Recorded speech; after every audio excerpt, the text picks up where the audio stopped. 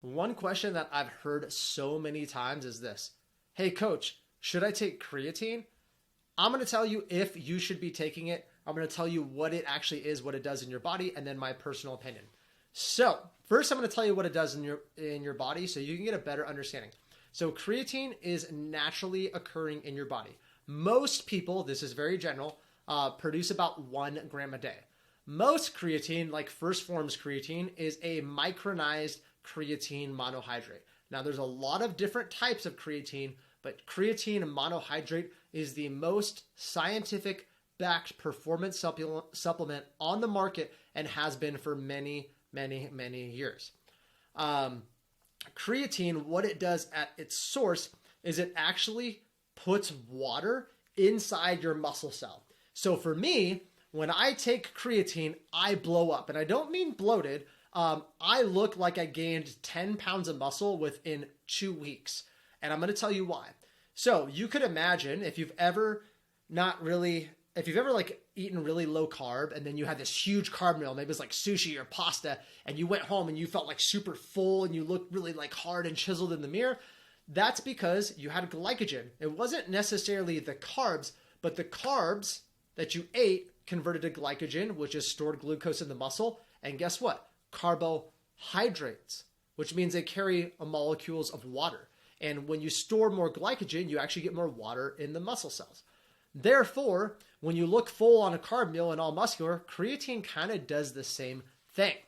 Now, there has been a bad rap about it causing bloating and gastrointestinal issues. And I will say that First Phorm has solved this. I've taken really low, cruddy qualities of a creatine before, and it definitely did make me a little bloated, especially. And when I mean bloated, I don't mean just subcutaneous, like under skin water retention. I mean just like my gut was actually a little bit distended, and I felt like just icky and bloated. I mean, that's the best way to put it.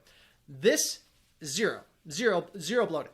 And the thing that I really like about it is you don't need to take it every day. There's no loading phase. If you're trying to gain lean muscle mass and strength and size, I definitely would.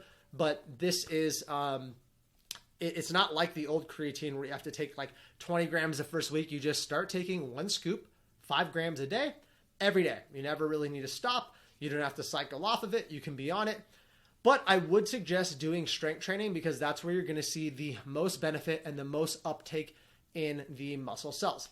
Now, what creatine does at a cellular level too is it helps you produce more ATP. ATP is actually what makes your muscles contract and move. Me doing this right now, I'm using ATP. If you've ever been doing pull-ups and then you can't go anymore, it's because you've run out of ATP. So what creatine can do is it actually helps you, believe it or not, be bigger, faster, stronger, and have better short-term endurance. Now, if you want to do like a marathon or cycling, it's probably not going to help you. It only helps one of 3 energy pathways. So you have 3.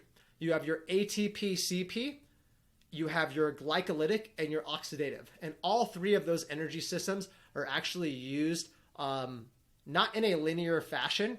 You basically have to go through your ATP-PC, then you do your glycolytic, and then you go to your oxidative. ATP-PC is usually, and I don't know off the top of my head, I might get this wrong, but like 0 or 1 to like 10 seconds, maybe 5. It's like a 1 rep max. It's a very short outburst. If you're on an assault bike, it's like the first 5 to 10 seconds. Then you have your glycolytic where you're burning a lot of glycogen or glucose or carb storage. And that's usually, I believe, like 30 seconds to a couple minutes. And then oxidative would be more the endurance if you're going on a jog. That's like the easiest way that I think about it. So when most people are in the gym, they're using their ATP, PC, or CP, and then they're using their glycolytic. And I know that's a lot of big words, but I'm trying to get you guys to understand if you should be using it and why. So if your goal is to gain lean muscle mass, get stronger, it's a great option, especially if you're doing a lot of strength training because you'll be using that energy system a lot. Does that make sense now? It's helping you on the energy system you're using because you're depleting it. Also, if you go back in the gym, like let's say you did leg day, and then you wanted to go back in 24 hours, yes, your muscles need to recover, but your strength necessarily won't go down if you've refueled that energy system, right? In theory. So it's kind of cool. A lot of women don't take creatine But if you're a female, you absolutely can. I've had female clients that use it and had really good results. It doesn't mean you're going to get all big and bulky. In fact, most people look pretty lean and hard on it. But I will tell you one personal experience. I think creatine is used very, very well when you're already decently lean. Now, for me, I like to take it when I'm cutting, about mid-cut phase. I also do take it when I'm bulking because I'm not too concerned with my body fat. But I do notice a little bit of water retention. So I know the scientific journals will tell you, hey, I don't see any water retention. It doesn't actually make you retain it under your skin.